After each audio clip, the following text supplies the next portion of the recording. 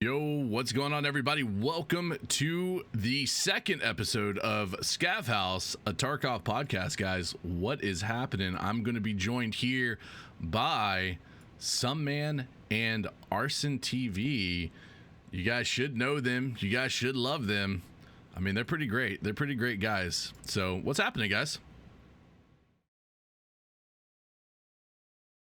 Wait. Hello. Are we here? We ready to go? We're here. We're ready to go. Shit. What is happening? Yeah, we got. Oh man, you know, it's been a pretty crazy couple weeks now. Yeah, we got the first place and second place from the rivals here with me, man. I'm super excited to have you guys. Like, I know, I mean, Arson, me and you've ran together. SomeMan, you've been running with Arson for a really long time.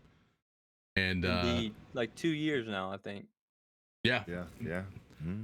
Quite a while. Ever since I've known you guys, I've seen you guys running together. Well, let's go ahead and get into it. I kind of want to talk to you guys, and I want to get to know you guys a little bit better. So, SomeMan, let's go ahead and start with you. Tell us a little bit about you. Tell us a little bit about how you got into Tarkov, things like that, real quick. Well, I started playing Tarkov. I was fairly new to gaming on PC, and I was trying all these different games, like Arma and stuff like that. I was playing with my buddies. Then we got into Tarkov, and I hated it. I uninstalled it twice, I believe. And then I just started watching Smoke and like Cotton and some of the OGs, like some of the really old guys. You know, there used to be like 4 or 5 really big streamers in Tarkov, and that was it. And then everybody else was like a smaller. So eventually my friends stopped playing, and I was still enjoying myself on it, and I wanted to record my gameplay in case like something cool happened. And so I started streaming, and then you know, been doing that for 2 years now. So Nice. Yeah, it's I think a lot of people have that first gut reaction when they play Tarkov is like, I'm just gonna install this game. Why the hell did I buy this? yeah. I mean, I think the first raid I did, I put my mags in my backpack, and I was pissed off because like, why can't I reload? Mhm. Why is my gun not working? This game is so fucking stupid. You know, just hated it. Yeah, and now here 2 years later, you're still doing it. Yeah, I still hate it. Pretty much. That's everybody. I love this game so much I hate it. Arson, what about you, man? How did you get into streaming? How'd you get into Tarkov? Well, it was all accident, 100%. I had no intention of playing Tarkov. I mean, I had heard of it, but I was busy playing, you know, games like League of Legends and World of Warcraft and stuff. But I'd played Arma 3, Arma 2 heavily, and the DayZ mod and Arma 2, stuff like that with a buddy of mine. And, you know, I mean, 15, 16, 17-hour Skype calls, you know, back in the day before Discord was a thing. So that friend actually just decided, hey, you know what? I'm going to buy Tarkov for you, and you're going to play it, and that's how it is. So I downloaded the game, started playing, and put my Twitch name as my in-game name in Tarkov, and streamed it because I was playing it, and here we are. That's what happened. Yeah, I mean, and you like putting your name, and that's interesting because like, it's such a taboo thing now for people to put their TV like at the end of their name. And Right. like, people are always like, oh, TTV. And I like, for me, it's one of those things I'm like, look, 5 years ago, I would understand that. You know what I mean? Advertising like that. But realistically, you're trying to get your brand out there. You're trying to get your name out there. How else are people going to find you, especially in Tarkov? Because Tarkov has become one of those saturated games. Wouldn't you agree? The thing with me is like Tarkov used to not be like that. Like Right. everybody used to have TV in their name, and it would be like you'd go in there, yo, GG, what happened? Like, this is what I saw on my end. I was in Kibba, blah blah blah blah, and you talk through the fight, and it was like a small knit community. And then drops and stuff came, and like the game started growing, and you got that public shame for putting TV in your name. Mm-hmm. Yeah, because I remember in the days, like I remember I met a guy named and I think you guys actually know him, Blumsky. Oh. Yeah. Yeah, I met Blumsky through that. Like he killed me on customs, and I was streaming, and he was streaming, and like I was like, I gotta know where this guy came from. I went to his stream, I started talking to him. He's like, yeah, I spawned 5 minutes late into the raid. This was when late spawns were. Yeah. So he spawned behind us because I was like, there's no way somebody should be here. Like we cleared this, and it was like that's how I met him and everything like that. I met a lot of people in this community Oh, yeah, is for sure. having TV in their name, and them just being like cool and welcoming when you come in. You know. Yeah. So it's also, yeah, I mean, and that's like, you know, I've met like one of my mods that way. I've met, and then like it's a crazy to me because putting TV in your name allows you, especially, and it's weird because if you go to somebody's channel that has TV in their name, you instantly know if they're doing it for, like I hate to say this, like good reasons versus bad reasons. Mhm. Does that make sense? Oh, I yeah. do it for bad reasons. I just put it back in my name recently. Well, I died a lot. I'm telling you, I cannot stop fucking dying. I don't want to say it's that, but like I can't stop fucking dying. Yeah, my TV, putting TV in my name was not on purpose. Well, I just wanted arson on all platforms. That's it. That's the only reason I put TV in my name. I don't have it as my Tarkov name anymore because they seem to get a lot more mean, trolly people than we used to get. So I don't do it anymore. Yeah, I mean, I still have it in mind, like on, because it was weird because for so long I never had it in my Tarkov name, never. And then it was like, okay, I'm gonna try it. I was like, I just want to see what will happen, like if it does bring more people. And it's been interesting because it does seem to bring more people, but a lot of times it's just like they stop in, they say GG's, this is what happened, or they'll stop in, like you'll get somebody like 2 raids later and they're like oh GG's man, he was like, I killed you on interchange. I was like, wait, when did that happen? Oh yeah, I've died 50 times today. I'm trying to remember which one of the 50 it was that you killed me. Exactly. So, I mean, speaking of dying, and this is one of the things that I kind of want to talk to you guys about. What do you guys think of the state of Tarkov right now? Because a lot of us have been feeling like, is it just me, or is everybody getting their ass kicked in Tarkov more lately than they have been? I've been getting my ass kicked. I cannot live. I seriously, like, I have not lived since I started playing Tarkov again. Since about the evasion duos, I can't live. Nothing but dying. So Do you think? Go ahead, Arson. Yeah. I was just gonna say the last couple of days for me have been really, really rough, and I'm not gonna lie, is the servers have been on fire. You know, like it's definitely very noticeable desync, and it's not just one kill; it's multiple kills. Where it's just like, all right, come on, like, you gotta just. There's something going on here, you know. But I mean, I'm somebody that, you know, has good days and bad days like everybody else. But the last couple have been not good. Yeah, not good at all. Yeah, and that's the thing is like, that's what I was trying to figure out is like, do you think it's server related, or do you think it's because they're doing a bunch of back end stuff to the servers to get ready for 12.11? it's crazy to think that the servers would have issues, because in my opinion, there's way less players on. I mean, way less players. So why? I mean, I don't know anything about servers and shit, but you would think with less activity that they wouldn't be under as much stress, right? Yeah, and that's normally how a server works, is the less stress that a server has, the better it should be running. Yeah, I'm not a freaking tech expert. I don't know anything about it, but I feel like whenever they do a reset, like they reset the servers, they're fine. They're golden. You know, I feel like the more time, the longer we go without that reset, I don't know, whatever builds up, and it just makes the servers go. That is true. You know, so I don't know how hard it is to reset a server, but I feel like if they did that more frequently, it'd be a lot better. Yeah. And I think the other issue that we have is the consistency in our server list, because and I went to school for networking, so servers, programming, like I understand the back end of a lot of servers. So like I always get super annoyed when people are like, build better servers, get better and I'm like guys, it doesn't work that way. There's a finite of list of servers in the US. Like there's only so many servers until they build a new server farm. So when you're a company such as BSG, the way that it works is you have a server company that you go to and you say, hey, we're looking for this server, this server, this server. We need in these locations. Do you have anything available? And what is the tick rate / quality that these servers can produce?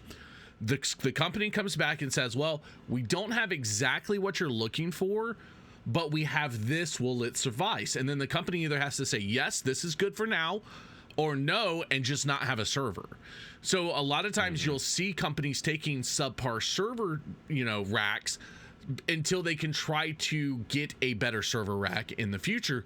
And we've seen that with BSG, where they request their servers. They're not the best servers. I don't know what company they're using to get servers, but you can tell certain regions, we all know that when you go to certain maps, like when you go to the server list and you pick a server, from playing on that server if it's a good server or a bad server. You've played it, you've experienced it. You can say St. Louis and Atlanta used to be messed up, where you would disconnect all the time. You knew not to mess with those servers. Exactly. And makes sense. And now you go to those servers, and St. Louis and Atlanta are kind of two of the better servers out there. And it's because they requested better servers, or they got server upgrades, or they've done stuff to upgrade the way that those servers ping. Could be a multitude of different things. So it's always one of those things where it's like, yes, I agree, Arsyn. Like, resetting a server is not actually that hard. Like, they just have to message them and say, hey, we need a server reset on this, clear it up. The problem is when they load all the data back to the server for the server to be able to pull everything. So the other thing is, I'm not quite sure on how BSG's infrastructure is for their full, like the way they pull the data from their mainframes, like where it's all stored. So there could be a lot of disconnect in that. The other problem is the way BSG has already encoded their game is backwards in a way compared to most AAA titles. Yeah, it's Russian spaghetti code. It is, and here's the funny thing is, like, you think of Overwatch, right? You play with somebody in Australia on Overwatch, and you're playing on the Australian server. You're at a huge disadvantage for being on that server. You're laggy, you're skipping around, you've got all of these problems. Well, Tarkov isn't like that. If you play on the Australian server, you've got a giant advantage, because their servers read everything backwards. Their servers take all of the clients, so all of our computers, and says, all right, let me compile all the data. All right, this is whoever's the slowest, I'm going to read them, and everything that I read has to be true. So whoever's the slowest I'm getting that data from, that has to be true still. So even though you've been getting shot and it's reading everybody's data saying this is all true, when it reads the slowest, it's like, oh, wait, no, the other stuff couldn't have been true. This is true. This person's shooting here. That's why we get those desyncs. That's why we get those deaths that we do around corners. That's like, it's really backwards the way they do it. And it's one of the biggest issues that I have with Tarkov. So resetting servers helps that a lot. So I wish we could reset servers more often. I feel like they, again, more about coding and servers, all that. But I feel like they just, when they're coding stuff, I feel like they just slap it together just to get it out there and get it done, and then go back and tinker with it, this, that, and the other. That's why I call it Russian spaghetti code, because it just slaps some shit together, get it out there, and worry about it later. Like, the ADAR still clicks. It still clicks after you shoot it. It's been like that since it's been in the game, and they haven't fixed that. And I mean, the thing is, like, let's be honest, BSG, how many people have they said works for their company? Like, realistically, it's less than 100, right? I thought it was less than 100, but I think they hired a lot. I think it's like Yeah. around 120 or something now. Yeah. Maybe even more. Yeah, I thought it was more than 100 now at this point in time right now. It might be. I think somebody in chat was saying 52, but I think that was like a long time ago. Like that was like a year or two ago that it was that low. But I mean, realistically, it's like, okay, what are they hiring for? Because you've got your artist. You know what I mean? Tarkov Fence, all those guys. Like they have their artist, and then like it's like how much of the team is dedicated specifically to code and fixing code. I've always wondered that.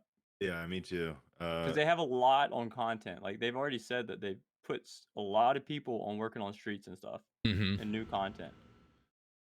I'm wondering if it's comparable. Like how many people you have on content, how many people you have on coding and servers and shit. Yeah, and it's like one of those things where I wonder if what they're doing is they're deciding to put all of their effort into content right now, and then as the content starts to slow down a little bit, we'll start to see that team get smaller, and then they start putting everybody onto actual bug fixes and getting that more cleaned up. I don't know. I feel like the problem with Tarkov, I mean, every game's got their issue, but I feel like whenever they fix something, 5 more pop up. You know? So it's a never-ending cycle. But I will say this: I haven't really been playing super long, so I haven't been playing. I started this game a month before Labs came out. Okay. Oh wow. Okay. So I can tell you this: the stutters that we used to get, like constantly, those have gone down. I hadn't had a stutter in forever. Like, yeah, not one of those ones that are like game breaking. Like, you're just walking down the hallway. Anytime you're near somebody, you would stutter. I'd be like, all right, someone's near me. Near me. I'm stuttering. Yep. So, yeah, I mean, you could say what you want about the game's current state. There has been improvement. So, yeah. And I am the first, and I've been playing for 3 years. I started in June or July of 2018. Like I started like 3 months after Sigma started playing. Like I remember like I was playing with Pest and Veritas and all of them before they were big. You know what I mean? We were all streaming at the same time. And the bugs and the improvements since then, like that's why when people really complain about bugs, like I'm always just like, you guys have no idea what it was like. You don't know. Like this game is an entirely different game than what we were playing 3 years ago. For sure, 100%. Yeah. We used to be running, shooting at people and spamming 4, 5, and 6 to heal while you're shooting, while you're reloading, while you're running. You're just healing the whole time. Yeah. And yeah, that's always my thing too, is like when people are like, well, we can't add animations, it's too hard to do. And I'm like, we've already added animations. You have no idea. People used to complain. They were like, that was one of the topics. Animations are going to be too hard to implement for healing, and it's going to make the game unplayable, and it just won't be fun anymore. It won't be. And it's like, no, like we got the animations. They were fine. Everything's good. It's the same game. Like that. It's Outroar. It's just, you know what I mean? And I was actually, Sensei Scav and I were talking about it yesterday. I personally, like everyone says this game's a beta, it's a beta. I would rather Nikita and them make these big changes and just try new things. And if they don't work, revert them. You know what I mean? Like, and not be scared to do big changes and stuff like that. I feel like they get locked in their ways and they don't make enough changes. And if it's truly a beta, like, let's make some changes. Make it where we can't put stuff in the game. Like, try this stuff out that y'all want to try out and see if it'll work. Well, and that brings me to something interesting. And Arsyn, did you hear about this? And you too, someone that we're going to have 2 separate characters. This was talked about, and we're going to go over more of this because we are going to get into like the 12.11 update that honestly should be coming here in the next like week. But the seasonal character versus your continuous character. What do you guys think about that concept of having, like, if they would implement that now, so that way we could start having these these characters, like, you know, seasonally that get wiped a lot more often, and then we have just our regular character? My initial thought of this is I don't like it because I feel like you're splitting the community into two different categories, right? Like one group of people are going to play the character that doesn't reset, then you're going to have the people that play the characters that do reset in a game where, you know, population can be kind of an issue. So now we're splitting the community up. I don't necessarily like that. I don't think it works in the current state of the game. They would have to make it so that the prolonged characters have continuous stuff to do in order for that to be worth it. And we would really have to see, is it worth putting time into the seasonal characters? Is if there's, you know, rewards or something, whether it is people like what's the reason we're going to be resetting these characters and doing this grind over and over again? Like there has to be a reason to do both. And in the game's current state, I just don't think it would work right now. Yeah. What about you, SomeMan? What do you think? I feel the exact same way. I think it's gonna split the player base. Yeah. Not only that, but like there's nothing like what would we do on like what would you guys play right now? If let's say wipes tomorrow and it comes with a seasonal character and a permanent character, what would y'all get on? I'd probably I don't know. Like see, You know what I mean? there's Like, what's the incentive for me to do either one? Yeah. I don't know either. I would probably play the prolonged one at first and let the first season go through and then start, you know, the next season on the other one. You know, I don't know. So What if I played the season though? You wouldn't be able to play together. Yeah, Right. Exactly. So ridiculous. like I just don't understand that one. So here's like the best way that I could equate it to is Diablo and Path of Exile seasons, right? You have a character that you play for the season, but the reason that you play him for the season is for the seasonal rewards that you can then transfer over to your prolonged character, and for the like cosmetic, like, and that's the biggest thing is like they would need to start including cosmetic rewards for a seasonal character. There needs to be, and like the seasonal characters needs like specific tasks that they need to do, like, okay, you know, by the end of the season get, you know, 5,000 PMC kills, or by, you know, 10,000 scav kills, kill a scav boss, you know, 50 times using this specific weapon, and like and like have tiers and challenges that every tier unlocks a special reward that would then transfer over to your forever character. And then the other thing that I would say is like imagine if one of the rewards was like you get a thick item quest case for completing all of the tasks for your seasonal character for your primary character, and then it's like, okay, well now I've got this primary character, I have all this stuff that I can play in the off season while the off season's going on. And the other thing I think is that we need a special screen that would say like, okay, my seasonal character's done, he's going away, I have like, instead of transferring the entire inventory to my off season character, have a loot table that says, okay, you can transfer this much stuff from your seasonal character to your off season character, what do you want to transfer? And it's just a smaller table This of many like slots or yeah, something. exactly, it's I like this that many a lot. slots. I like that a lot. I think that's brilliant. Because that way you're being incentivized. Like imagine it's like really cool stuff too for your for the seasonal character, like, hey, this is how you're going to get the tracksuit. Instead of killing Killa 100 times, you need to complete this thing. You don't complete it, you don't get that item, you know what I mean? Or like special melee weapons, or special like realistically we could get some weapon skins. Like I like it in the sense that they can make these challenges as hard as they want and stick to their hardcore game background. You know what I mean? It's a hardcore game. They can make these stupid, crazy hard challenges for your seasonal characters, and if you don't complete them, then like it's not for everybody. You know what I mean? It's not like you know, getting Kappa is just everybody can really just grind it and get it done. These could be tough challenges. Yeah, and then that way you have a reason to play your seasonal character.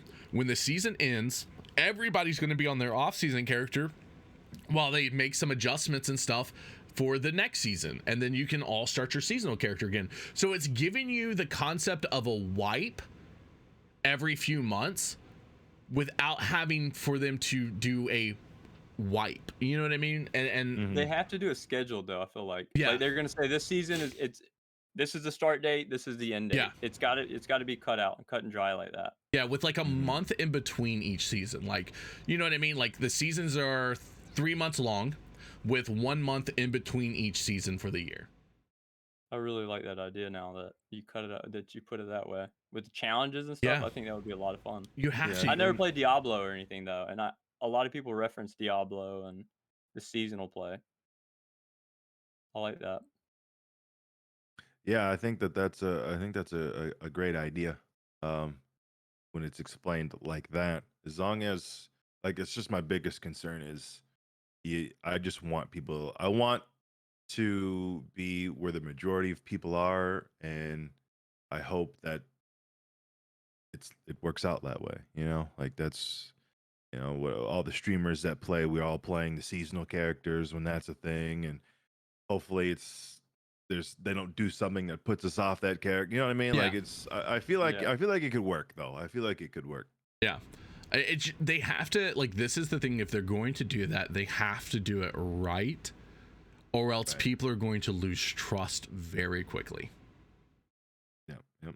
That's what worries me is like it's got to be executed right, because if it's executed wrong, then it could go to what Arson and I was saying. It could split the player base and people are really not knowing what to play, what side, Yeah. So well, let's get into patch 12.11. That I think there was a lot of confusion around this patch, because some people were saying that the patch was delayed because of the way Nikita was talking on Clean's podcast, and then it came out that from some emissaries that it's actually not delayed. He was saying certain parts of it they weren't getting done as fast as they wanted to, but the patch is still supposedly coming in the probably next week, realistically. If he said early June, more than likely it's going to be next week. Now, one of the things that he talked about is meta. He's trying to combat meta in the game. And he likes the way that the game is right now, with like, you either have to choose, do you want the guns to be more ergonomical, or do you want the guns to have less recoil? And he really likes that, but he said it's not enough. He wants to take that further. What do you guys think about meta in Tarkov? Like, how do you feel about it? Like, what do you think about the current state of the meta? What would you like to see from the meta? Well, in my opinion, there's always going to be a meta, no matter how you try to spin it. There's always going to be the best option, whether it's fire rate or hit reg, because right now 545 is no good. The bullets are super inconsistent. So that's number one. Number two, I would like to see some of the higher fire rate weapons toned down a little bit, because right now that seems to be what it is that's fire the rate. server issues. Yeah, exactly. So I think fire rate is ridiculous. I mean, like M4s, vectors, HKs, DSSs. I mean, those have kind of gotten toned down a little bit, but it's just, there's always going to be a meta. So unless you make everything the exact same, which you can't do, because they have it's impossible. level 1 trader, how the game's based. There's got to be stuff that's better. Right. But with that being said, I do feel like guns like the AK-103 doesn't really have super high fire rate, but it's one of my favorite guns. M1A, which is a semi, although can be super fast fire rate if you click that thing fast enough. Yep. That's also a really good gun. So it's not like it's only high fire rate weapons, but that is the meta, and there will always be a meta no matter what you got to do. So. Yeah. So, and what about you, SomeMan? What do you think? Like, I just think you can't, like Arson said, you can't really get rid of the meta with the traders, how they are being level 1 trader, level 2. You get better attachments, better ammo. I mean, that's just, it's kind of how it is. There's going to be a meta. There's always been a meta. It's a video game. At the end of the day, there's going to be a meta. There's people that are going to look for the edge. We're gamers. That's what we do. Yep. Well, and that's one of the biggest things too, is you look at every game, such as League of Legends, Call of Duty, Warzone. anything like that, you look at and you say, okay, what is the meta? And then what you want to do is you always want to try to figure out, like, yes, there's going to be a meta. This gun's always going to be better, but you want to make it to where everything is still at least comparable to the meta. Yeah, it's obviously not as good, but you want to get them all as close as possible to where you say, okay, these are all still viable. And I think that's what they have to do. Yeah, I don't have I mean, if you could, again, bring up League of Legends, I don't have a problem with there being a meta as long as that meta is changed. You know, like, there's certain champions in the league that are really good for X amount of months, then nerfs and buffs come in and everything changes, and you kind of got to relearn what's the best, right? So I don't have a problem with the meta as long as it's not It the is same. changing, though. Like, it's always changing. Yeah, When I I mean, first it has started been playing, there was an changing. M4 meta, and there was a VSS meta, and then the VSS got nerfed like 5 times since then. You know what I mean? Yeah, Then there was a exactly. Vector meta at the start of this wipe. You know, there was a Foul meta at one point. Yeah, It's just kind of how it goes. Stuff, I mean, it is changing, which is what I think needs to happen, because you don't want to have the same thing over and over and over and over and over again. And every game has gone through that. Any game with competitive stuff, and so yeah, I don't have a problem with the meta. Like I said, as long as it changes, you know, as long as we can get some other stuff in there. And I'm gonna bring this back to that seasonal character, because, like, thinking about it, I'm like, the seasonal character, like, realistically, you think about it, it gives him a 3-month span to look at how everything's working, and then it's like, okay, this is the season 1's meta. We all, like, HKs are the meta, and then it's like it gives them time to go, okay, we need to adjust this, you know, X, Y, and Z, and then season 2, it's like, well, HK is no longer meta. It doesn't do well. You know, it's now the Scar meta, you know, or something like that. It could help change the playstyle within seasons too, which would be really fun, in my opinion. Yeah. You know, increase armor spawns, decrease armor spawns. Like right now, I mean, the biggest problem that I have with our current meta is, I mean, yes, our economy is absolutely destroyed in the game at the moment, but I still think it's way too easy for, I mean, you, like, Arson, you've reset your account how many times now? This is your 3rd reset? It's my 3rd kappa, so technically it's the 2nd reset. Yeah. If you include the wipe, then it would be the 3rd reset. Okay, so how quickly were you getting access to slicks again? Instantly? Yeah, it's, I mean, I feel like slick is the most used armor in the game right now. Yeah. And it's because it's so easy to get, but the reality is that when you look at it from a percentage standpoint, the slick is no better than, like, you know, a level 3 at the start of the wipe. You know, a slick helps against scavs, but if you consider how easy it is to A, make money, and B, how easy it is to get good ammo, you just buy it. No armor is the meta right now. You know, the armor doesn't really mean much right now, so.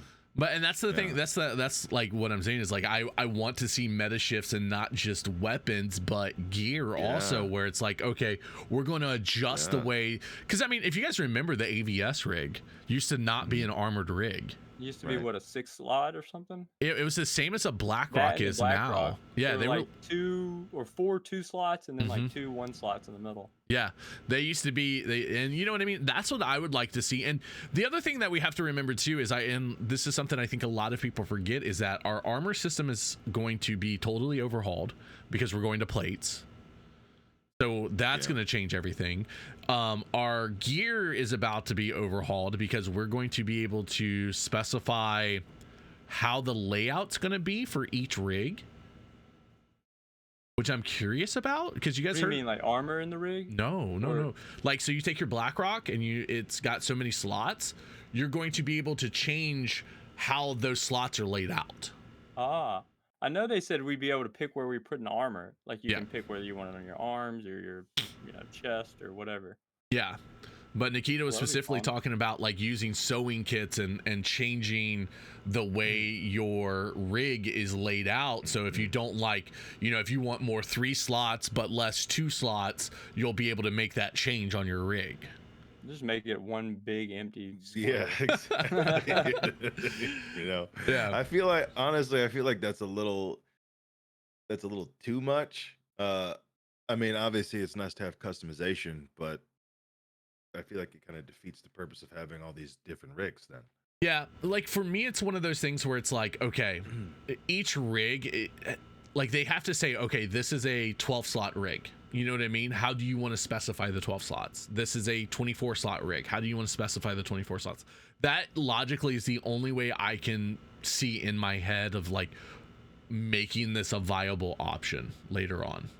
Yeah, but the way that we think that BSG is going to do things is never the way.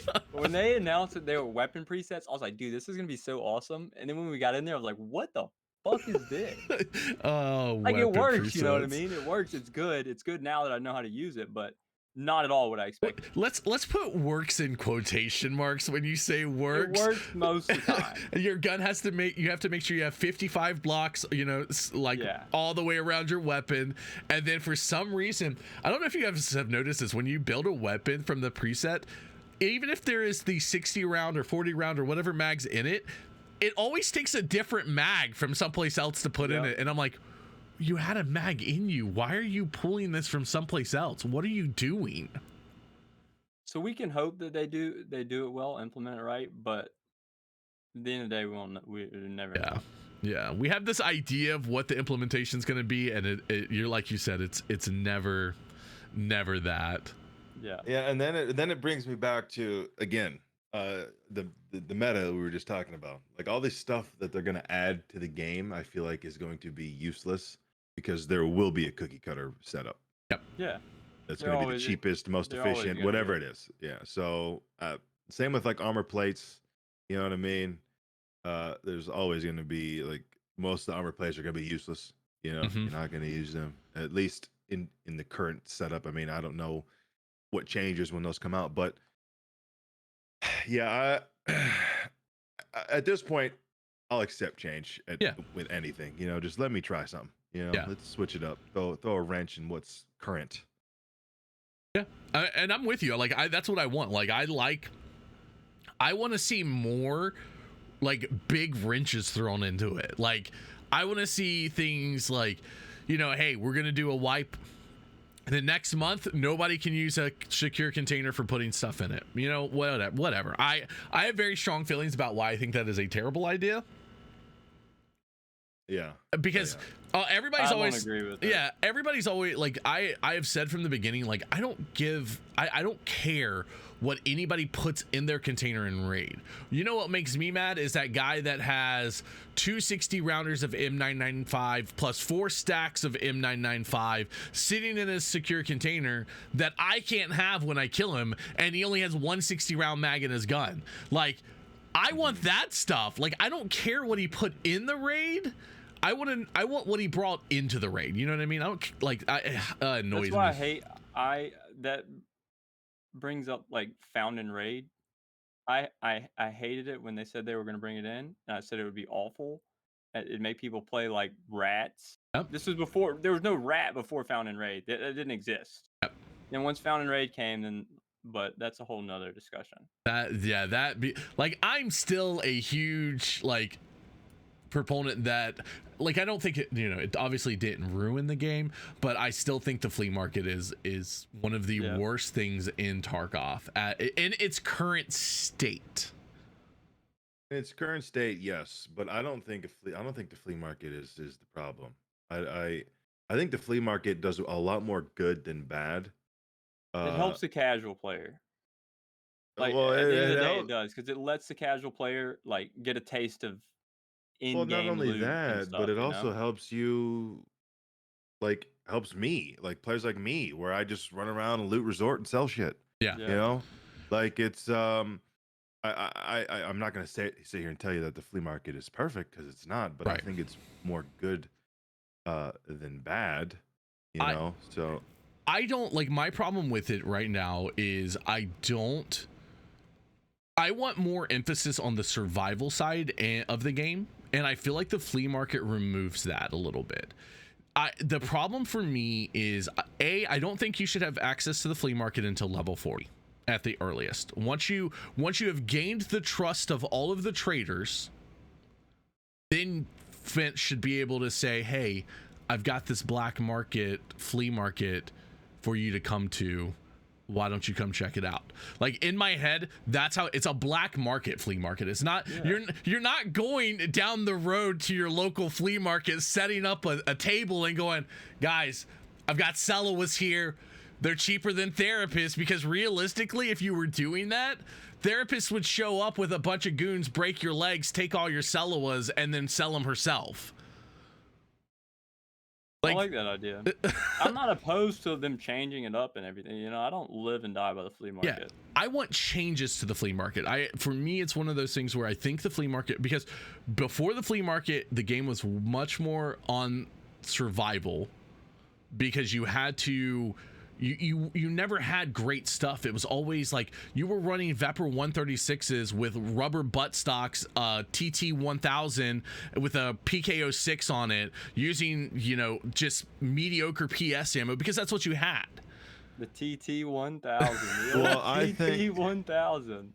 I think that problem does not stem from the flea market, at least back then. I think that all went to shit when Labs came out, because Labs literally changed everything. Yeah. You know, I mean, let's rewind the clocks back before Labs came out, because I played a month before then and I remember it very vividly. Karasa was like, boom, you got a Karasa, you were feeling good. Karasa. Oh yeah. You found a Gazelle. I remember I found my first Gazelle in a Gazelle? Scav. I thought it was tough shit, bro. You know what I mean? I was rocking PS ammo and it was working. Yep. You know? And all of a sudden Labs comes out. So what does that do? Now you 10-4s, farm everybody. Raiders, you got level 5 armor everywhere, you got 995, you got 60 rounders, you got M4s all everywhere. this end game stuff that you had never even seen before. Barters before Labs meant something. Like, if you could save up those gas masks and get that tech, oh boy, you were on a roll now. Yep. But now it's basically all this gear is handed to you. That's number one. Number two, now the flea market is an issue, because everybody is selling all the stuff that they're getting, and there's no problem with money. So you don't have a gear problem anymore. You don't have a money problem anymore. Now, third, fast-paced gameplay is coming in, because you have no fear of dying. What happens if you die? Okay, we'll just buy everything. We got all this. It's endless supply pit. And that's really where the game went from slow pace survival mode to the high pace, don't care if we die, we just want to fight people kind of game. But let's also, Arsyn, let's also admit though that the flea market compounds that issue, because like the Raider thing with Labs, like that's a handful of people doing that the majority of players will never run into. If those players couldn't gear out other players, we wouldn't be using all of that gear that those players are farming to sell on the flea market. It would be that one guy having all of that stuff, and your chances of running into him are slim. You know what I mean? Or a handful of people that would farm it out. Your chances of running into them are extremely slim, whereas all of that stuff is now on the flea market, so everybody gets it. Do you know what I mean? Like, that's my thinking with the flea market. And like Arsyn said, which I didn't even think about this, but if you have a lot of money and you die, you're just going to buy something else. So it kind of promotes that fast play, don't give a fuck if, and I'm guilty of it myself. We all are, that fast plays, don't give a fuck if I die, I got more shit in the stash.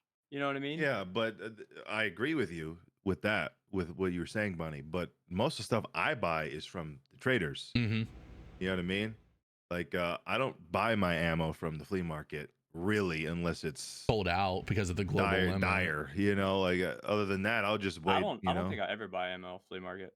Like, if armor, I can't buy from the trader, I'll never use a different thing until I can, or make it. Yeah, I almost never buy armor from the flea market either. It's either, you know, maybe I'll buy like a USEC armor for the slick trade or something, like if I have one, or I buy Gazelles off Ragman.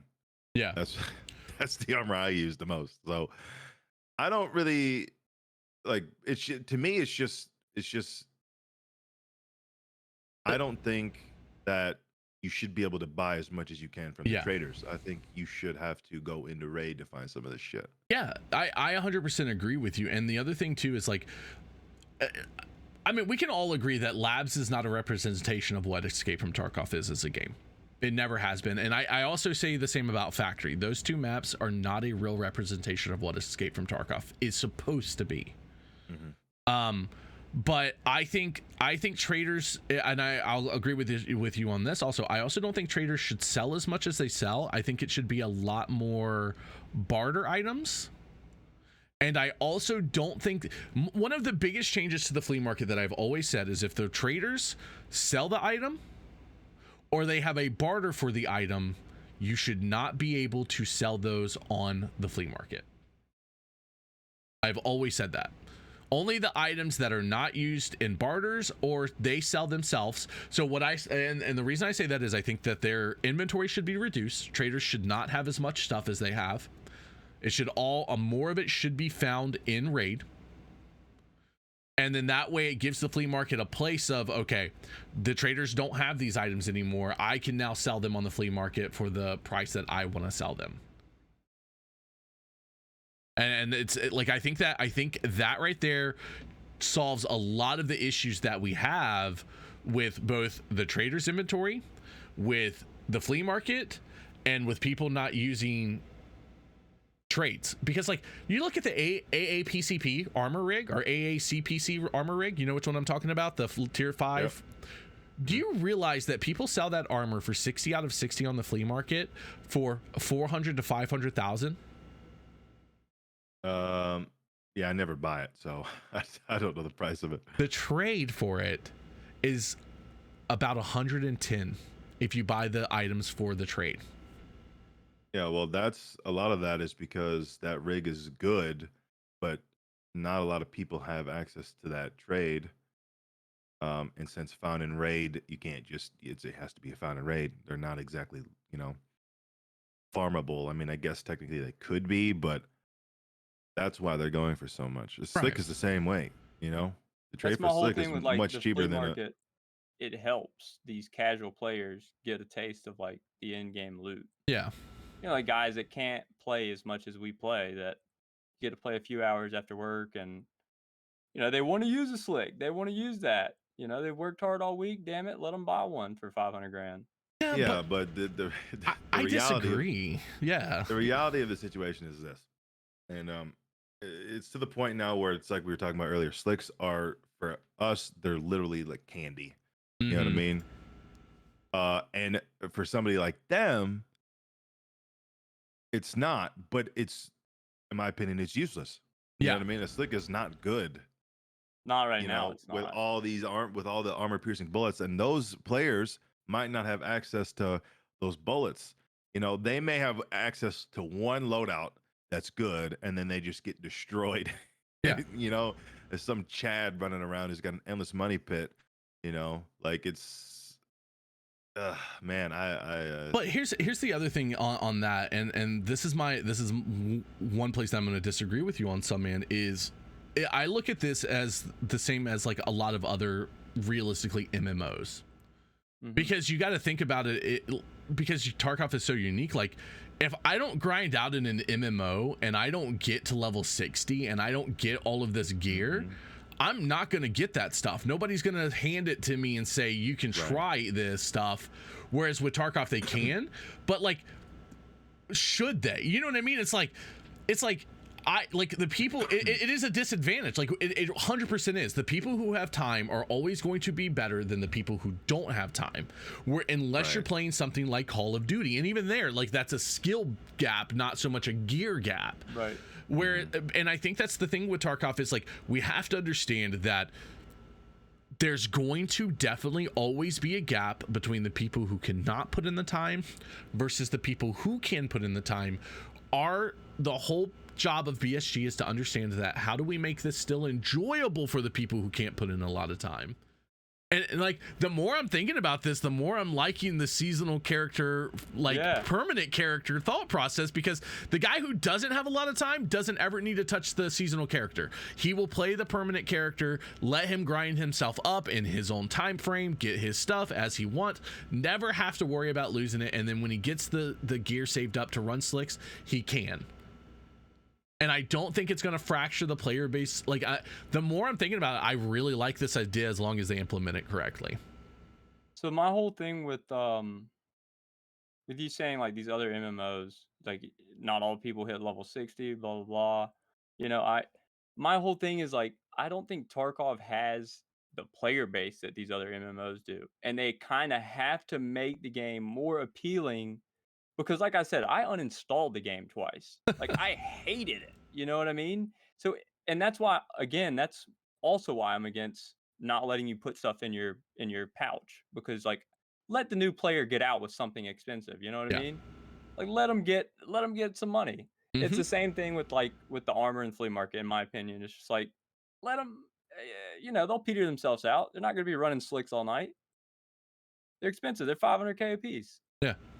So, you know. And that's the other thing, like that's one of the big reasons that I'm a huge fan of the container, is because I'm like, people always complain about, well, hatchet runners going to the loot spawns and putting stuff in their container.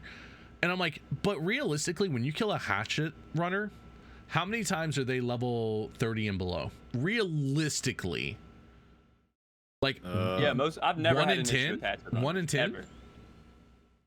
Yeah, I don't really care about hatchet runners too much. I've never had an issue with them. Well, I feel like they added Found and Raid to stop the hatchet runners and stuff. But what I'm just referring to in the sense of why people want the secure container locked is normally hatchet runners or people running straight to high tier loot and putting it in their container, and then if they die they still have it.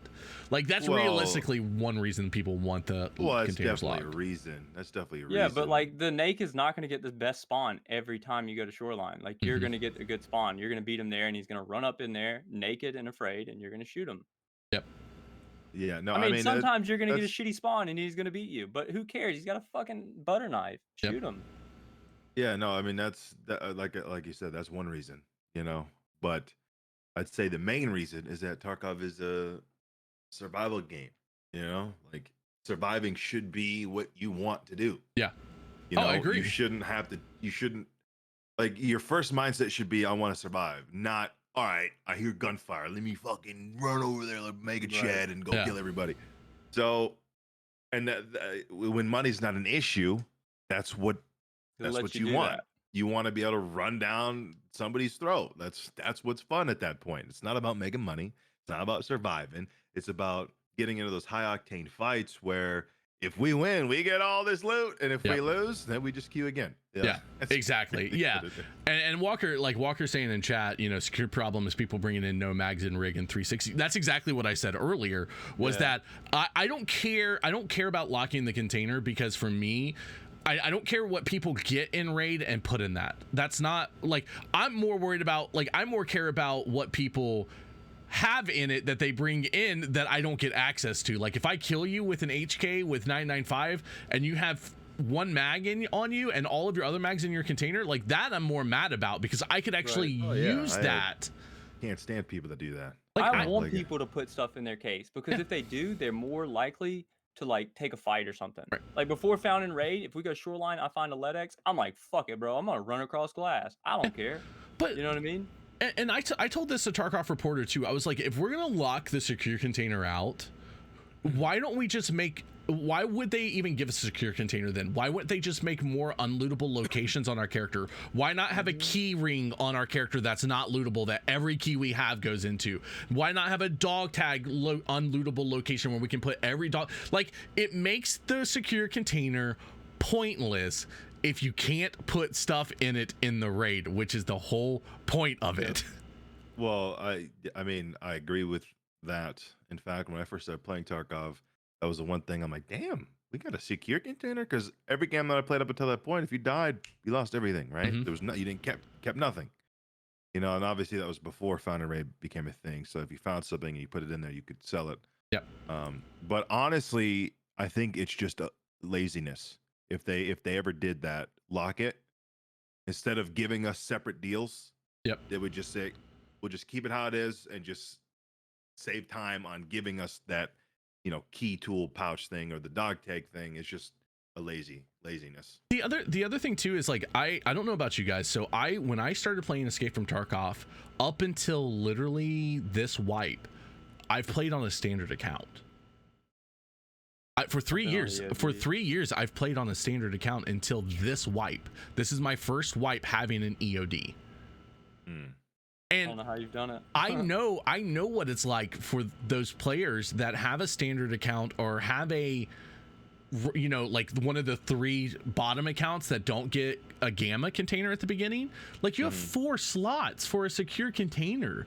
Well, I'm not running and putting in 2 GPUs and 2 LEDXs in that little 4-slot container. Like if I die, you're going to get whatever I have on me. Like that's the thing, is I think a lot of players only think about the game from their perspective and what they have access to, and forget that there is a huge base of this game that does not ever get to Kappa, does not ever have a gamma container. Heck, some of them don't even make it through the quest lines to get to the beta and the the Epsilon container. Punisher quest line. Yeah, some people never get to those containers. They'll only ever have 4 slots, and we're gonna punish them because of the people that have a bigger container. Like we can't keep punishing people for the minority of players that have access to things. So are we all against them changing containers in any way? I think so. Yeah, okay. I mean, the only thing I wish that they would do is like what Bunny was talking about. I'm guilty of putting mags in my container, but I'm broke. I am too, but it's not because of it's because of this damn program called BitBot. Yes. I don't know if you've heard of it. Yeah. That's the only reason I do that. I would have no problem being able to put ammo in there. But mags, no. Yeah, I don't think mag should be. I don't care about like honestly, if you want to put ammo in there, fine, because if you only have 1 or 2 mags on you, like you're putting yourself in. Yeah, it's no one's, exactly what Walker just said. Ammo in containers and mags is literally instinct now. It's no one's fault. We've just been conditioned that way to play, and that's very true. We have been. So I mean, mags are 90K for an M4 mag. You know what I mean? Like a 60 round M4 mag, 90K. Yeah, they're going to my container, man. Yeah. Then you better rock a 30 rounder, bro. Stop, guys. You know what I mean? I can't aim. No, stop running the 60s. Use the 40s. The issue that I have with it. Like, if you're gonna freaking do that, it's either you gonna risk it and you're gonna lose it, or you rock a 30 rounder. You know, you shouldn't be able to put a freaking like I remember. I mean, I'm sure you guys remember back in the day when you could throw with your gamma, put a mag box in there. Yeah, I would go to labs and get many 60-round mags. I was extreme, and there you go. There's part of the problem, but I was extremely guilty of that. It was mainly because of BitBot. Do you guys remember when you could put a WT rig in your gamma and then put a mag box inside the WT rig and then still have 6 slots? Put an MP7 in your gamma with a Reaper. Yep. That was my favorite. Yep. Yeah. Well, and those changes were really good. Like getting rid of all that crap. But I don't think mags should be allowed in your gamma or kappa, whatever it is. Shouldn't be allowed. Yep. Ammo, sure. Mags, no. And force people to make a decision. I agree. All right. I do a lot of the things that I don't agree with as well. I think we all do. Like the mag thing. Like I'm with you. I don't think we should be able to do it, but I do it. Like a KS-23, I think the gun's stupid, but I use it. Yeah. I rarely use that gun, probably once in like a month. I use the KS-23. The only gun I really put mags in my Kappa 4 or Gamma is the P90, because packing that in raid is a pain in the ass. Yes. Sometimes I'll bring in an M4 mag. I don't really do that till I get Kappa. But most of the time, I just bring stacks of ammo in. I don't bring another mag in because I cannot stand Bunny.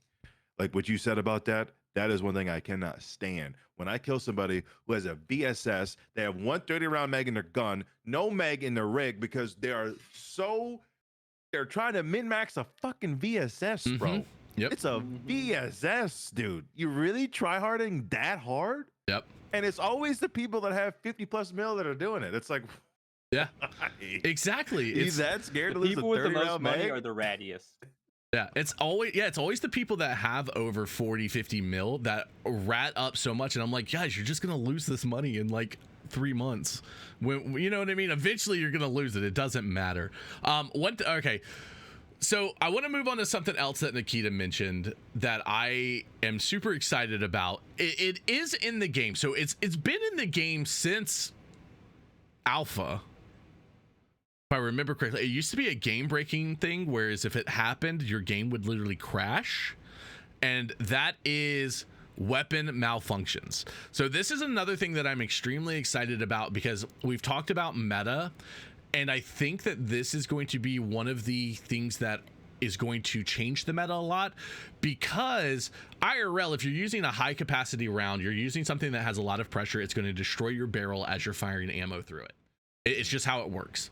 Yeah. So I'm excited for weapon malfunctions, because like I know Gino had one the other day. I know that that Pestily did a video a while back on it, where the HK, he had an HK and he got it to the point where it would weapon malfunction, but it only happens if the weapon's below 50% durability. What do you guys think about weapon malfunctions coming? I'm all for it. Yeah, you can go ahead, yeah. I have no problem with it. I remember I've had one weapon malfunction ever. I killed a dude. He had a VSS. I was going to go to labs. I didn't pay attention. I grabbed his gun, loaded into raid, start shooting, and it just jams. I reload, thought my mag was empty. Shoot again, it jams. So I looked at it. It was like 19% durability. Oh, So wow. I was like, oh shit. You know what I mean? So I think it's fun. It adds, like, you know, something else. You gotta repair your armor. You gotta check your weapon durability. You know. Well, I think for me it depends on will it happen no matter what durability your weapon is at? Because if that doesn't happen, then you're probably not going to run into too many weapon malfunctions. It's just going to be something. All right, what's my weapon durability at? Like, you will check. Like, that'll be something you check, just like you check everything else. Yeah. So if that doesn't happen, then I don't know if it'll be in the game as much. And if it's not a durability thing, and if it's a weapon or like an ammo thing, I think I saw something on there. Depending upon the ammo you use, it might malfunction faster, whatever it is. I don't have a problem with it, but you could just see all the people that if they die because of it, oh my God, Yeah. they're gonna be upset. So here's the thing with it right now. The problem is weapon durability doesn't go down until after the raid right now. Like, that's how it works. So you can shoot a gun 1,500 rounds through the gun, you know what I mean? And your weapon durability will never change until you're out of the raid. That, I think that's the first thing that they need to make sure that they change, is weapon durability needs to be affected while in raid, while you're firing that ammo through the gun. And it will also be very interesting, and I'm kind of excited to do, like, once we get this, I'm going to be doing a lot of testing to see what the actual durability damage is per each round. Because if you're using M995 and your durability, and you can literally see the bar just instantly going down in one raid, and you're down below 50% in one raid, and you're going to start jamming like crazy. Right. So that's what I'm excited to see, and that's what I'm hoping, is that we'll actually see, like, all of these quote unquote M995 chads running around with HKs, like getting into a fight, and then their gun is like jamming in the middle of the fight. Yeah, that would be interesting. So definitely, yeah. Because what would you do there? You just gotta fall back, right? You gotta fall back, clear the chamber, and then you can start fighting again. But if it's really damaged, like, you're going to fire a few more rounds, jam again, clear it. You know what I mean? Like, that's what's gonna end up happening. Some fun fights. It would also, I feel like, the importance of just having a pistol, bro. Like, if you got to pull a Yeah, pistol out to get I it didn't done, think about that. That's a good call. you know, it's like, damn, okay, the HK ain't doing it for me. Let me pull a pistol out. Yep, it will really emphasize bringing a secondary with you, and actually make pistols more than just like 0 to heroes or like pistol runs. I would really like to see that. Yeah, that would be fun. Fights don't last long enough for that to matter. I mean, sometimes they do, though. Sometimes you'll kill a 2-man. Say your gun doesn't jam for that 2-man. You're looting them. Well, now all of a sudden more people show up. Now you got to fight them, and maybe you got to bob and weave their weapons too. And it's like Quite a few scavs. The Next thing you know, scavs your show gun's up. fucked. Yeah, so I mean, the fights can definitely last long enough. You know, definitely can. It depends upon how fast they degrade in the raid, though. Yeah, exactly. And that's the biggest thing, is testing it, like, right now, is like how fast it degrades in the raid. And so that's why I'm really hoping, like, I'm hoping next week we get that patch, because as soon as we get that patch, I'm instantly going to be in factory, just like unloading hundreds upon hundreds of rounds through barrels, seeing how fast they degrade. The other thing, because this is the first iteration, so the other thing I'm curious about is, like, like, are different sized barrels going to degrade differently because of the way that the bullet travels through them? You know, longer barrels would degrade more than shorter barrels because the bullet's not actually being pushed through the barrel as long. Like IRL stuff like that. I'm very curious if we're getting that with this iteration, or if this iteration is literally the durability of the overall gun's bad, it jams. Yeah. Yeah, that'll be interesting. But then again, there's a meta created with that. Mm-hmm. Yep. You know, it's like, okay, well, if this gun degrades, or if this barrel degrades, you know, slower than this one, that's probably what's going to be used. Okay, I'm reading here. Durability is linked to the receiver of the weapon, so individual parts won't impact the durability yet, but this could happen in the future. Mm-hmm. Okay. So that might be your answer right there. Yeah. Because a barrel, yeah. Another thing that we're getting with this is a total rework of sights, such as red dots in terms of uniform of reticles. Nikita said, so this is... if you guys have ever been to my stream, or you guys have seen me on the Evasion channel, you know I hate the PK06. I think it is the dumbest sight in the game. I think it is way too used. That sight IRL is... It's like $25. Garbage.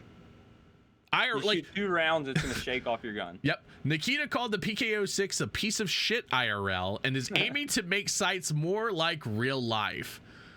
Do you guys remember when the PK06 had a negative accuracy buff to it for like Yep. a month?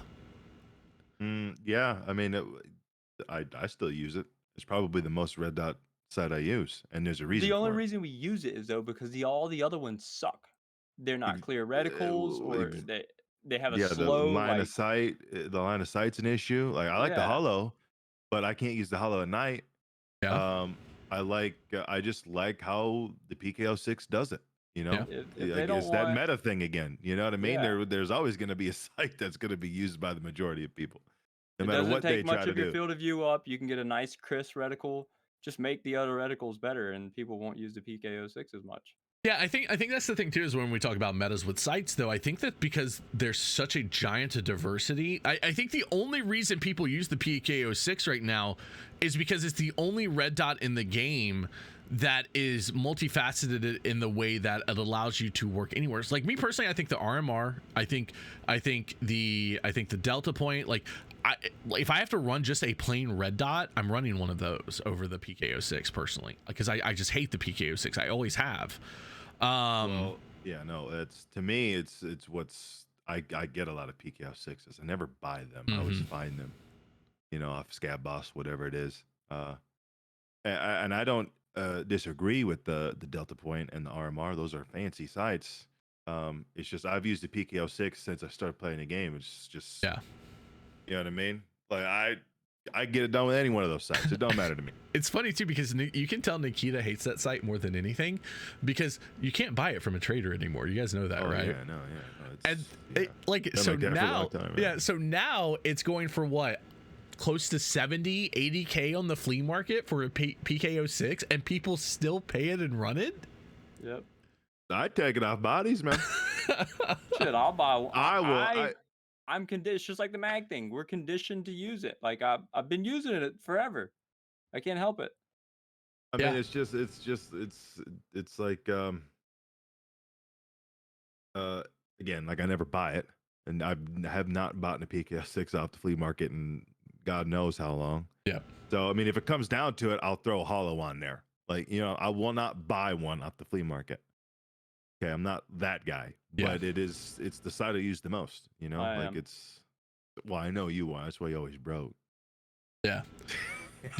You want to know what my actual, like, realistically, if we could put the sight, if we could take it off of the scope that it's on, is the red dot that's on top of the TV. What is that thing called? The giant. Don't tell me the NC Star. Do not tell me the NC Star. The red dot on top of the NC Star is so nice. My God. It takes up no screen real estate. Come on. The NC Star is like, the NC Star has a lot of problems. Like, I want to like that scope. I hate everything about it except for the red dot on top. I'm like, I like this.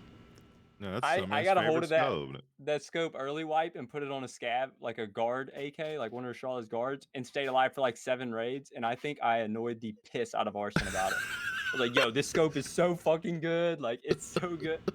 But in reality, it is awful. I hate it. All right, confirmed. SomeMan's gonna be running that nonstop. That's his It's a new meta, meta. man. It's the new meta. Also, new meta. Start running 40 rounders. Stop running 60 rounders. Oof. Dude, I tried to get that meta going and it didn't work. People, I don't get it. People just do not. It's the rigs. Wait till we can sew our rigs up, and then maybe I'll start doing it. What? Yeah, I think a lot of it has to do with like insurance frauding. If you say you bring in like your armor is fucked, right? And you want to get like their rig, but if their armored rig doesn't have 3 slots in it, Yeah, you're kind of screwed. I get it. I understand the logic behind that, but all you got to do is just run a slick and then wear the green. You know what I mean? And then just don't worry about their rigs if your slick gets destroyed. Just bring up. You're rich. It'll be rich enough in no time. You can just run 2 slicks.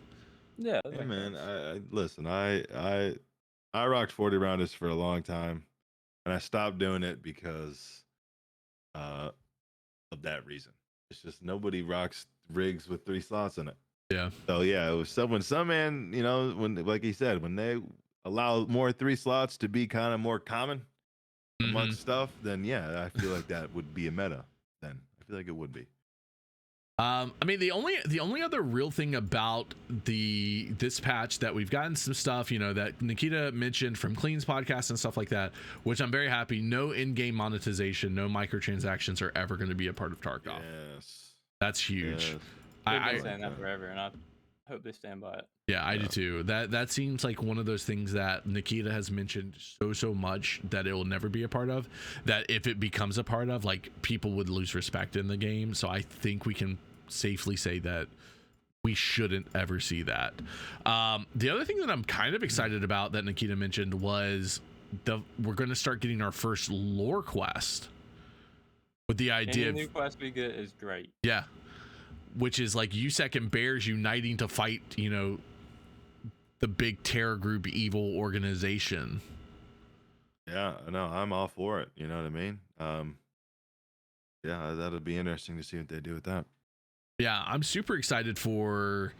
I like, realistically, we love Tarkov because of the gunplay, because of the way that it is, but also because of the environment we're in Tarkov. So anything that brings that story up to us a little bit more, I'm super excited about. Yeah. Yeah, I mean, as long as it's done right. Gameplay loop, like a story behind it, you know. Yeah. Yeah, I mean, it's, you know, as long as it's done right. But again, we'd have to see how it works. Yeah. You know what I mean? Is that going to be something that's on the prolonged character? I assume so. Yeah. You know? I feel like that would be really cool if they continuously push content out for that. Yeah, you know what? They could technically do it to where it would be on the seasonal character, because it's like this season. Like, think of it as like a seasonal TV show. You know what I mean? If it's a different quest for USEC and Bear? Like, one season I might want to do the Bears quest because I did USEC last season. I want to see what the Bears quest is. Yeah. Yeah, I mean, that's definitely. I'm loving the idea. Once you started talking about in depth it. about the seasonal character, I think everything we've talked about would be better with. Yeah. Seasonal, as long as it's done the right way, though. As long as it's done the right way. Yeah, exactly. One of the questions that we have in chat: do we know much about the factory boss coming? We don't know much about his backstory or anything like that, to my knowledge. All I know is that he's gonna have a giant sledgehammer, and I can't wait to fight him with a sword versus a sledgehammer. You're gonna lose that fight 100%. To try it. I'm excited. I'm actually. Does this guy have a gun, or is it just a fucking mace? He does have a gun, they said. Okay, so is there a way you can be like, hey man, let's have this melee fight. Put the gun down and let's fight with our melee. Yeah, he has a Saiga 12 with drum mags. Oh god. Oh, you're definitely not going to be able to meta that guy. If Then he's by the got time you buckshot, get we're there, all dead. you're gonna. By the time you get up I'm there, gonna you're die done. on customs. What man. if I just yell melee only? Like what if I spammed that like as my character melee? You know what I mean? When you're like knives out, knives only, and he pulls out his Yeah, melee weapon. That would be cool. Except how many people would do that and then just shoot him? Yeah, You true. know what I mean? True. So as cool as I would like it, as cool as it seems, he's probably just gonna be like any other boss. You just shoot him, kill him. Yeah. You know what I mean? Like it's either he shoots you and kills you in 2 shots, or you kill him. You know, I hate It is what it Factory is. right now, so I'm actually excited for it because they're gonna make it a little bit bigger. And I mean, obviously I don't know how big, but I'm hoping it's like big enough to be like a duo, like the perfect duo map. So Yeah. like Arson and I could just run in there, split the map, and just like I don't know. I think that would be fun and just like quick raids, just like Factory is. But because I will not play Factory with the duo, I will Yeah. not go in there unless I'm solo. It's the only Yeah. way to do it. So I'm excited to see that maybe it's a fun map now. Factory. Yeah, let's see, dude. Yeah, Factory's one of I those feel like it weird would maps. still be a good solo map yet. But Mhm. anyway, sorry. No, you're good. Yeah, I agree with you. The problem with Factory right now is everybody knows the spawns. And Factory used to be our PvP map, like realistically before Labs came out. Once you hit, level 40, 50 or whatever, you just ran Factory. I mean, remember Warren? That was like all Warren did was run Factory. Mhm. I've never got into that. I can't stand the map right now. Hate it. Yeah, I'm not really a fan of it either. I feel like it's The sound fucks me up. Everything's metal, vertical sound. It's just, Yeah, Yeah. I'm not really a fan of it. I'm curious. My biggest thing that I'm curious about is how they're going to expand it, because Factory is supposed to be inside customs. It's one of the buildings inside customs. So like, how do they expand that? Like they can't really, like, I don't see them making it more vertically, God, I hope more not. verticality to it. Like I'm hoping that they expand it out, but like, where do they go with it without Through the destroying gates, walls? like the extract gates. That we Yeah. don't- like you open the key there. There's no. That door might just be open now, or there might not be a wall Well, there. Who knows? is it a building that you can actually see in customs? My thought was that, yeah, it's one of the buildings I that thought we it can. was a power building.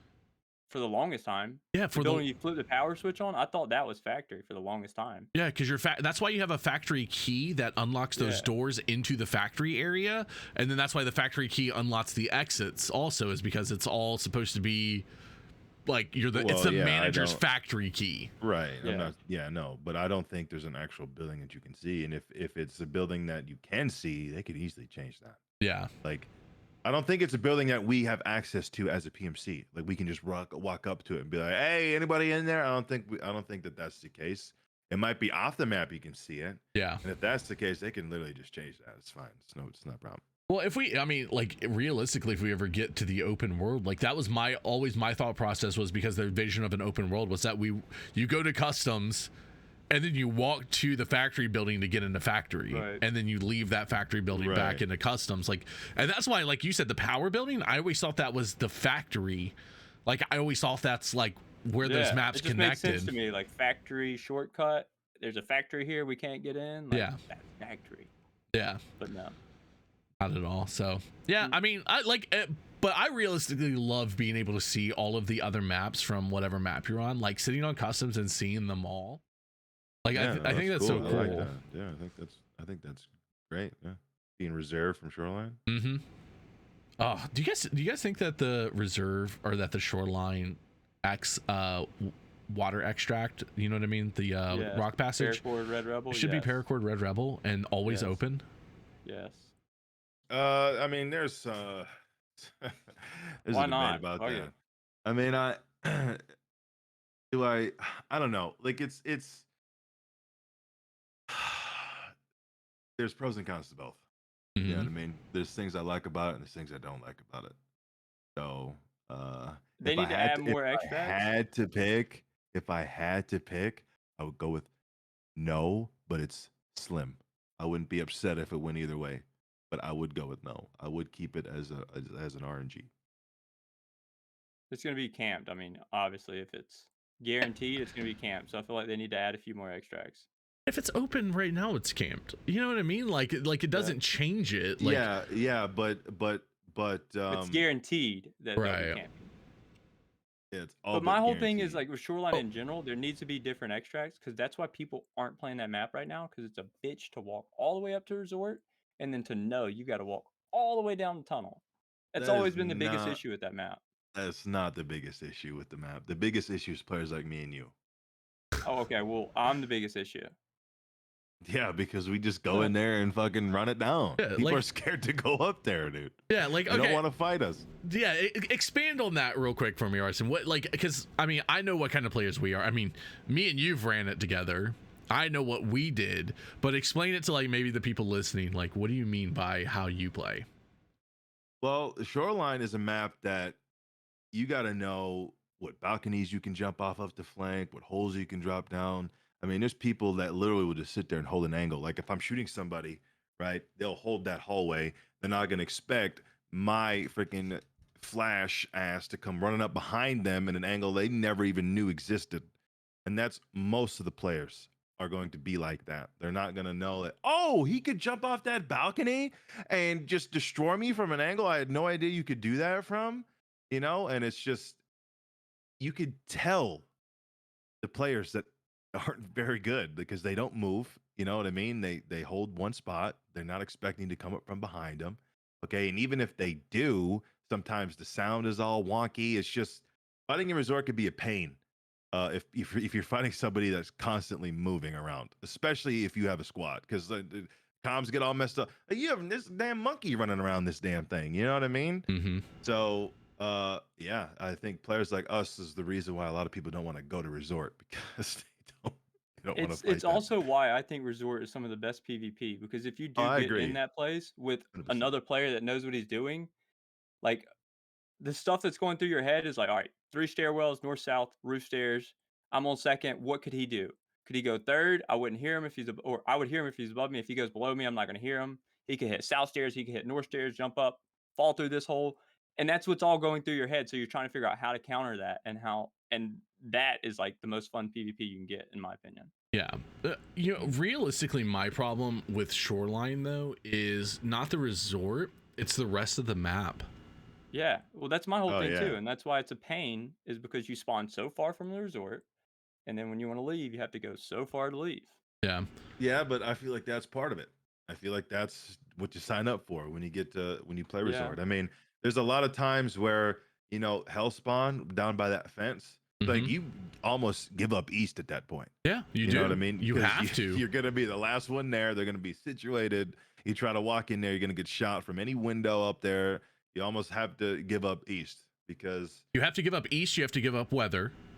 You have to give up power. Realistically, I'm not fighting down anywhere, but we don't really fight down. Yeah, there. But like I'm saying, if you wanted to make a stop to try to like grab a graphics card at well, weather, you definitely like, have to be weary of those areas. Yeah, passing them for sure. I mean, if I spawn at blue fence, I pop an SJ6 and I run straight to the pier to see if Sanitar's there to get lucky and hopefully get something good.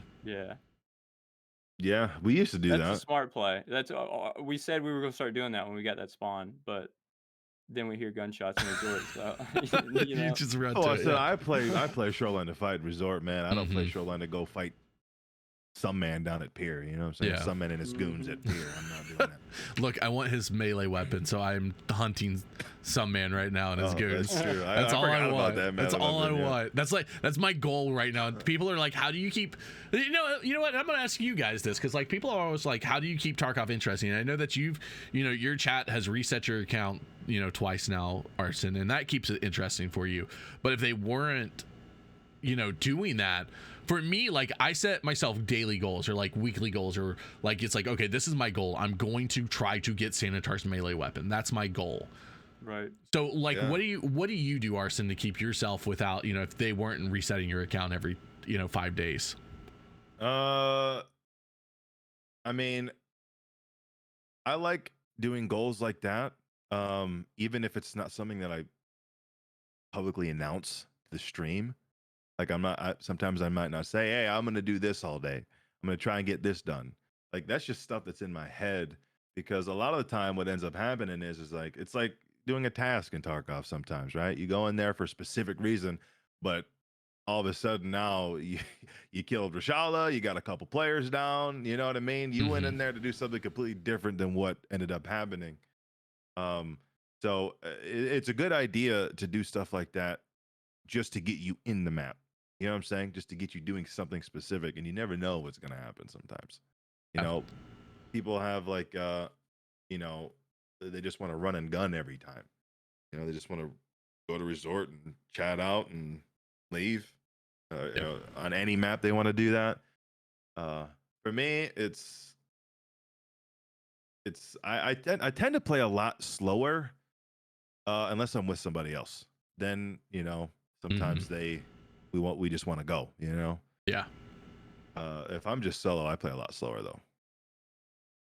What about you? What about you, SomeMan? Like, what do you do? I think I definitely set goals and stuff. Not necessarily something that I'm open about, but like, you know, like, hey, let's try to make some money today. Hey, let's go try to find a key card. We're just gonna farm Shoreline. Maybe we get a key card today. I know, like last wipe, I would buy scav jump boxes and decorate them with found in raid loot. Like I had gold chains and bitcoins and teapots. Just like, you know, I had like 2 or 3 scav jump boxes just decorated with bullshit. You know, it's kind of like a little goal. Like, hey, I need to finish the scav jump box up.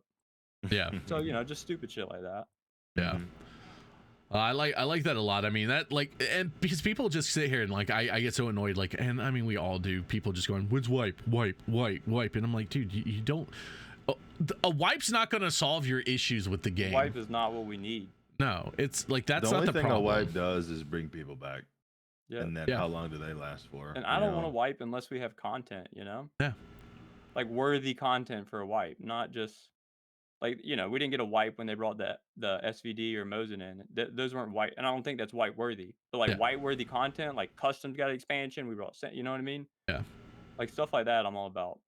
I mean, to be fair though, like stuff like that, like I know they brought in reserve on a wipe, and it's a pain in the ass trying to get into that map at the start of it. But but it, also on the same side of that is, would it be better to release a map on wipe, or would it be better to release it mid wipe when people can actually play it instead of just trying to run in there with pistols and stuff? You know what I mean? Like there's definitely. I like it. It's just like a new little, you know what I mean? I like it at wipe because I'm broke as shit and I really want to go to this fucking map. But damn it, I don't know what I'm doing in here. And I'm gonna die. You know what I mean? I enjoy that. Yeah, there's definitely some pros and cons again to that. Did you guys play Labs when it first came out? I remember going in there with like a shotgun and like a Karasa armor and just like screaming at my friend, like, these guys got fucking, you know what I mean? Just like the excitement of that new map. Oh yeah, there was a couple times. Like, there's I actually bought EOD, I think, when it came out. But yeah, we would sit in that office. We'd bait raiders in there. That's how you farm. Everybody got their corner. Everybody farm raiders. You hear them on each corner of the map. Oh my god.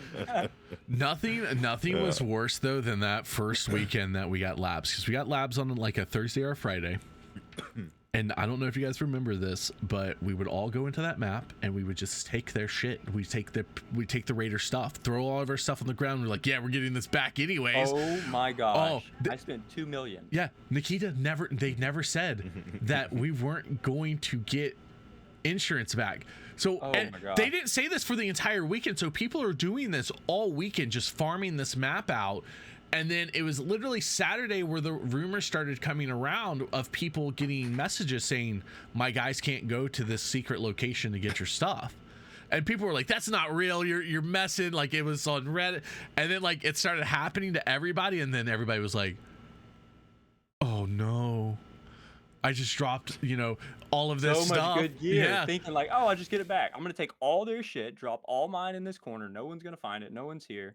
Yep. Millions. Oh, you want to talk about a way to really dick over the economy and fix it?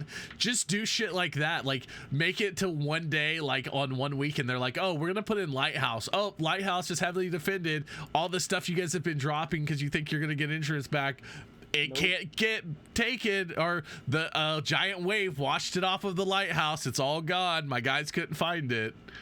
That's what you do to fix the economy. Yeah, that was a great week. It was kind of funny though. Like, looking back at it, it's fucking hilarious. I don't 'Cause think I I know got we all affected dump by money. it. I don't think I got affected by it that much. I don't think either A, I wasn't playing it that much, or I didn't commit insurance fraud. I do not remember that being an issue for me. Like, sure, maybe like one couple times I insured, but I don't think it was. I I remember don't remember it being an specifically issue for me. telling my friends, like, I'm going juiced out the fucking wazoo. I'm gonna drop this shit in a bush. No one is ever gonna find. Drop it in a corner. Like, no one's gonna find this shit. Like, I'm gonna give myself the best chance to stay alive, and then just losing it all. Yep, just all gone. I mean, I still like Pesto fan said that rotating no insurance locations without telling people. I think that would be super interesting. My other thing is I think you should have to insure every single raid. And I've said this from the beginning, like your insurance should be for that raid, not per item, where it's like, hey, you die in this raid, it's gone. Once you're out of that raid, you need to reinsure it with me again. And that's one thing I've always said, is that insurance should be every single raid. I'd be cool with that if it was less of a cost, because they raised the cost of it. Like, it's an arm and a leg to insure shit now. Yeah, it's really expensive, but I think instead of adjusting, go ahead.